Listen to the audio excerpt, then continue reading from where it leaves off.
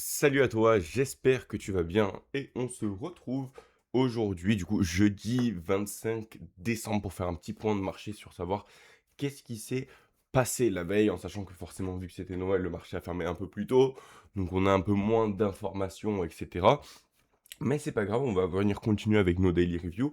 En tout cas, avant de commencer, je te souhaite de très belles fêtes. J'espère que tout s'est bien passé de ton côté, que tu as pu profiter avec ta famille, avec tes amis, etc., etc. Et on va pas perdre plus de temps et on va direct regarder qu'est-ce qui s'est passé sur le dollar. Donc on va aller sur notre graphique daily et on va pouvoir voir que le dollar, il a continué un petit peu sa baisse. Donc on a eu cette ouverture et le dollar qui a continué légèrement à partir vers le bas. Même si globalement, ce qu'on a eu, c'est un retracement sur la fin de journée. Pourquoi? Parce qu'on a cette bougie qui vient clôturer comme une bougie verte et pas comme une bougie baissière. Ok, donc voilà, juste on va venir faire ce trait légèrement plus fin, histoire que ça attire pas trop l'œil. Pourquoi? Parce qu'on vient se concentrer sur les informations ici. Donc on a le dollar qui a continué sa baisse, on est venu break vers le bas, on a échoué à venir chercher le milieu de ce fair value gap daily pour rappel, mais on peut voir que le prix est resté du coup dans notre weekly volume in balance. Pour rappel, qu'est-ce que sont ces deux traits bleus? Pour rappel, ces deux traits bleus vont être la différence entre le cours de clôture de cette bougie-là et le cours d'ouverture de cette bougie-ci. Généralement, lorsqu'on a cette bougie qui va venir clôturer, un marché normal, efficace, serait une ouverture au même niveau. Sauf qu'on peut voir qu'on a eu un petit saut, donc ce petit saut va être un point de référence algorithmique qui va être utile par la suite. On peut voir que sur la semaine passée, on a eu le centime près de la semaine avec cette touche ici, poum, avant de repartir. Là, on est revenu, on a clôturé au-dessus, et là, qu'est-ce qu'on a eu? On a eu le prix qui est parti légèrement à la baisse, clôture juste au niveau du bas de mon volume in balance. Et qu'est-ce qu'on va avoir? On va avoir ce fair value gap qui a été laissé juste au-dessus, ok? Mais on va avoir également ce fair value gap là entre le cours de fermeture de cette bougie.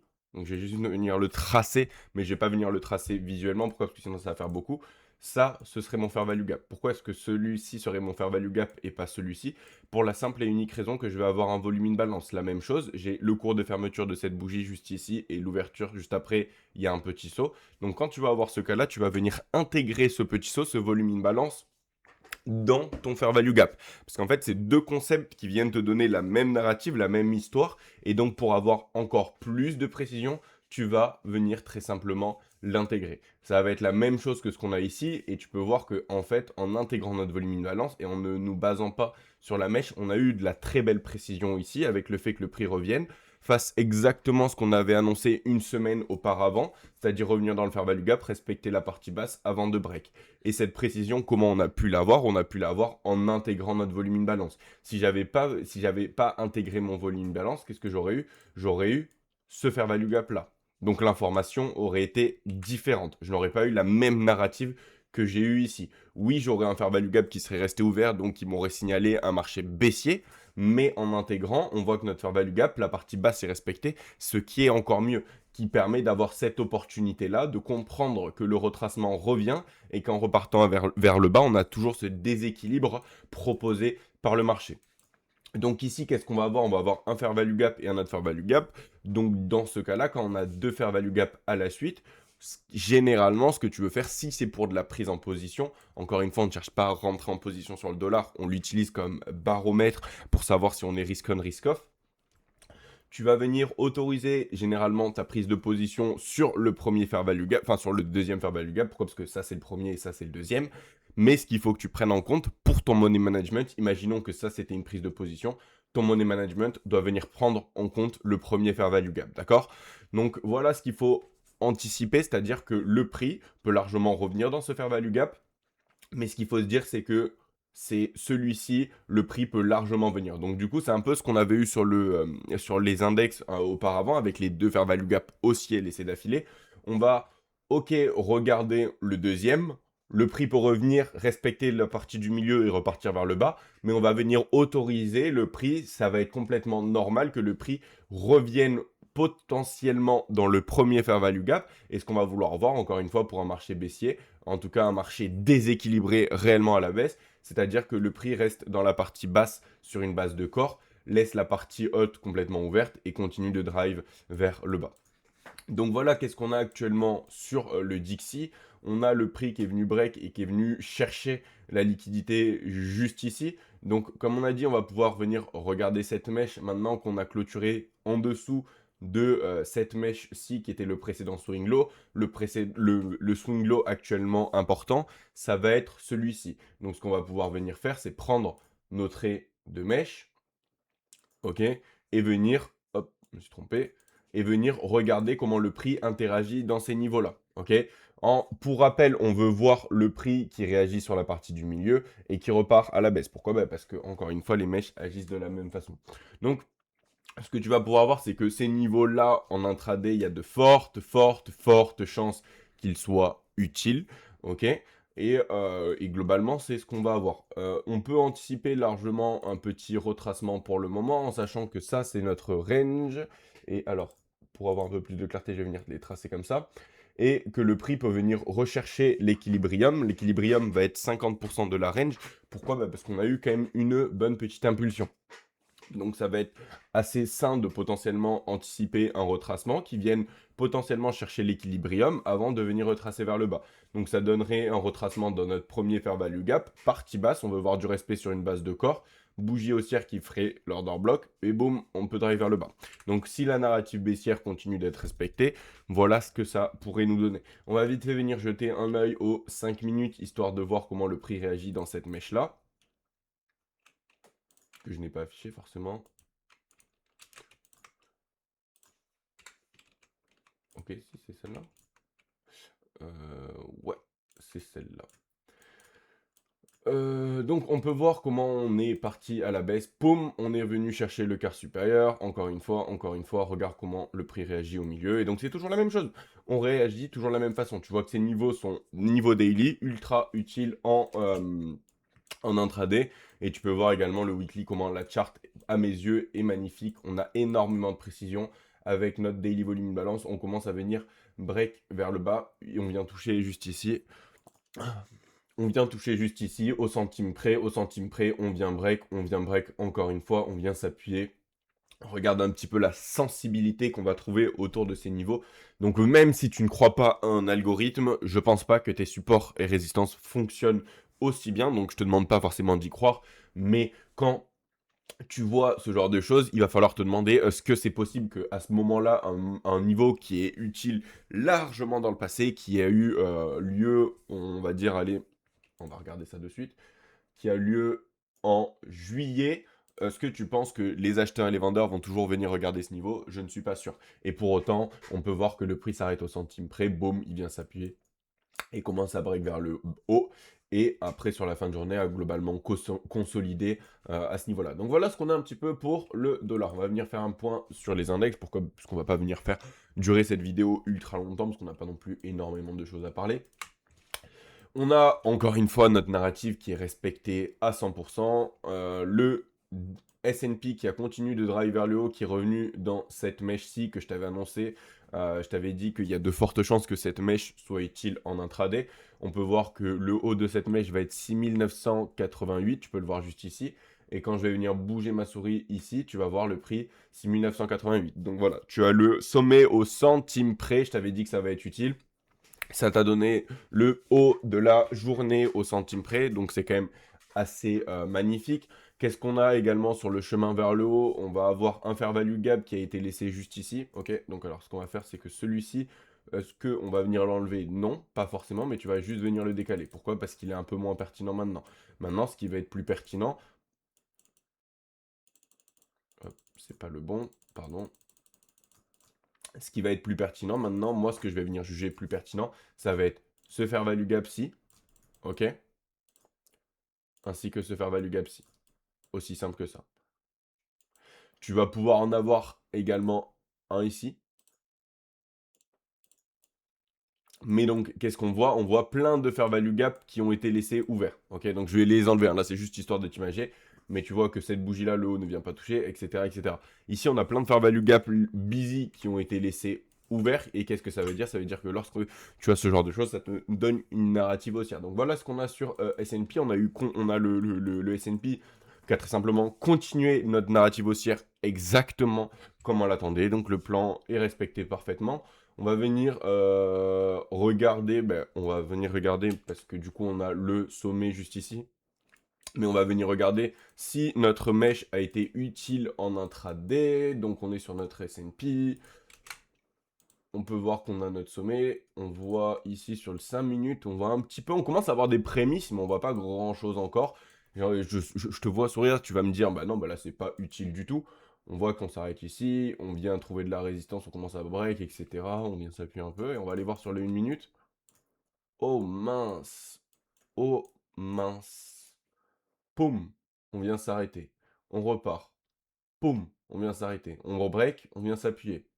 Poum, on repart. On vient avoir un tout petit écart. Poum. Regarde un peu la précision que tu as à ces niveaux. Ok. Donc je t'avais annoncé auparavant que ces niveaux vont être utiles en intraday. Honnêtement, je ne peux pas faire mieux que ce que tu vois ici. Tu peux voir comment les prix sont respectés parfaitement. Au début, on break dessus, c'est utile comme résistance. Et petit à petit, on commence à les utiliser comme support. Poum. Dès que tu as une bougie qui vient clôturer au-dessus, tu peux voir comment le prix il vient s'appuyer avant de pousser plus haut. La première bougie qui vient clôturer au-dessus, boum, boum, boum, on vient s'appuyer. Ici, on a clôturé légèrement au-dessus, pareil. Mais donc, quand c'est la première fois qu'on vient, ce que tu vas venir anticiper, c'est potentiellement cette notion de premium. On vient clôturer au-dessus, boum. Pourquoi est-ce qu'on vient légèrement plus bas? Toujours, je t'ai dit, quand tu as des volumes de balance, pense à les noter. Tu as un petit volume de balance, le prix qui vient clôturer au-dessus, on revient chercher le volume de balance, et une fois qu'on est venu le rechercher, boum, on repart. Poum, poum. Voilà la précision que apprendre ces niveaux algorithmiques va te permettre. Donc voilà sur S&P, carton plein sur S&P. Au niveau de NQ, est-ce que la narrative haussière a été respectée? Bizarrement, j'ai l'impression que le NQ continue. Alors j'aime pas trop ce graphique, on va venir sur celui-ci plutôt. On a notre narrative haussière, est-ce que ça a l'air d'être respecté sur NQ? Est-ce qu'on a l'air d'avoir un NQ qui continue de pousser vers le haut? Bizarrement oui. Bizarrement notre narrative qui est complètement respectée. Le prix qui est venu légèrement vers le bas dans un premier temps, qui a continué de pousser, qui est venu chercher le quart supérieur, qui a échoué à clôturer au-dessus du quart supérieur. Et donc, on se rapproche petit à petit de notre objectif de 26,155. Donc, ce 26,155 n'a pas été annoncé hier ou avant-hier, et il a été annoncé la semaine dernière, donc sur lundi 15 décembre, à l'ouverture de la semaine, on avait annoncé un retracement aux alentours de ces niveaux. On a eu 7 écarts de bougies. À ce moment-là, ce que je t'ai dit, c'est de patienter. Pourquoi? Parce qu'il y avait de fortes chances que ce soit uniquement un écart de prix car le NQ était plus faible et que US respectait son niveau. Donc, quand je te dis ça, bah, forcément, ça ne veut pas dire que le scénario est invalidé ou qu'on cherche à short. Et puis, on a la narrative haussière qui a recommencé parfaitement. Fair value gap haussier qui a été laissé juste ici, encore une fois une partie ouverte, et globalement on a notre objectif de prix. Donc NQ qui déroule exactement, encore une fois, dans la narrative qu'on attendait. Au niveau de qu'est-ce qu'on va avoir de plus sur NQ, sur la journée de la veille, on va avoir un fair value gap qui a été laissé juste ici.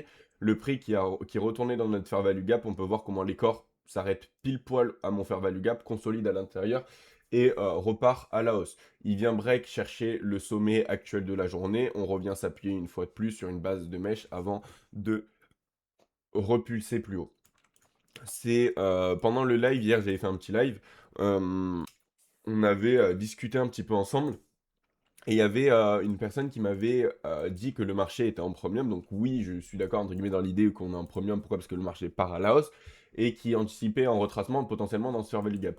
Pourquoi est-ce que moi personnellement j'anticipe pas de retracement dans ce fair value gap? Parce que quand je regarde tout ce mouvement haussier, qu'est-ce que je vais avoir? Je vais avoir un fair value gap ici, haussier, et un ici. Donc je vais en avoir deux.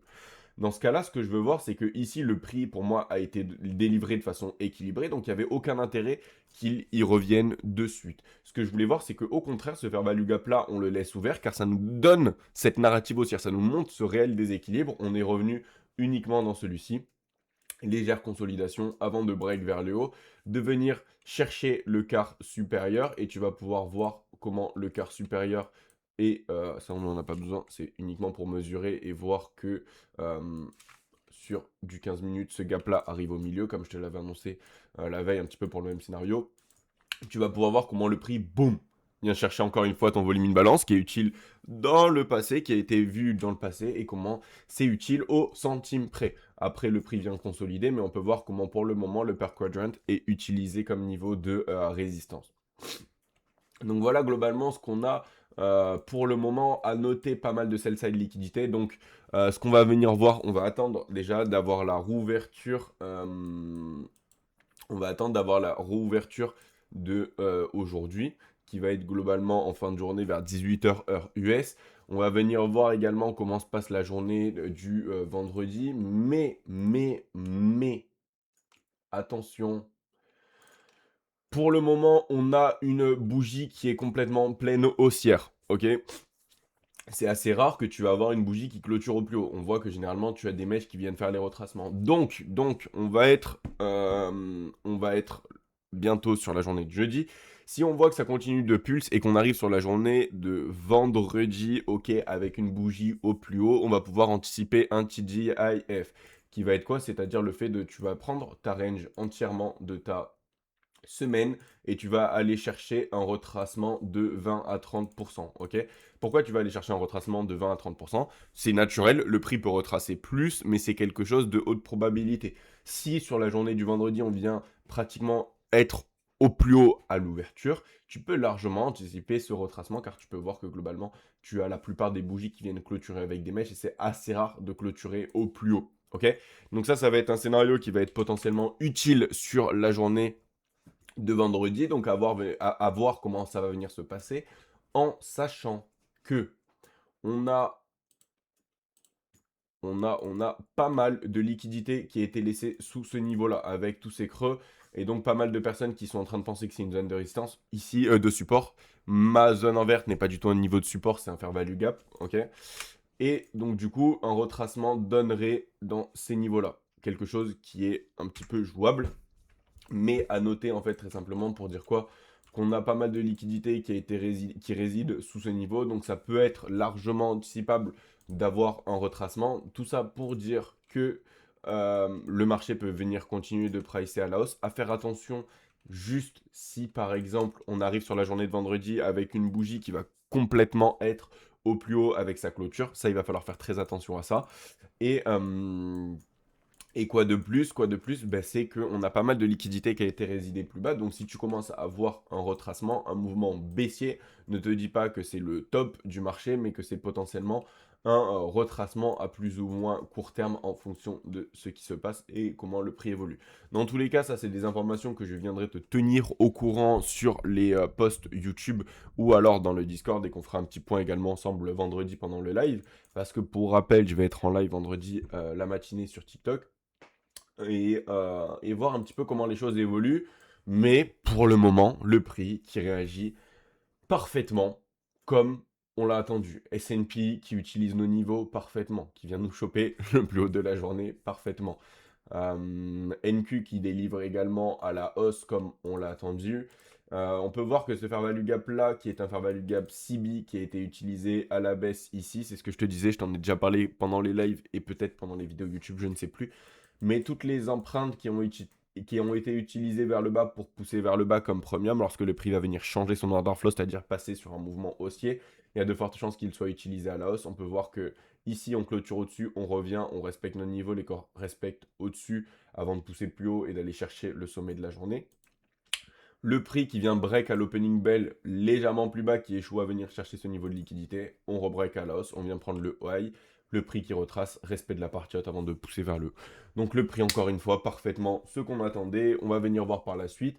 Encore une fois, un conseil que je vais te donner, ça va être que quelque chose que j'ai remarqué pendant les lives, c'est que généralement beaucoup de personnes vont venir changer leur biais daily, etc.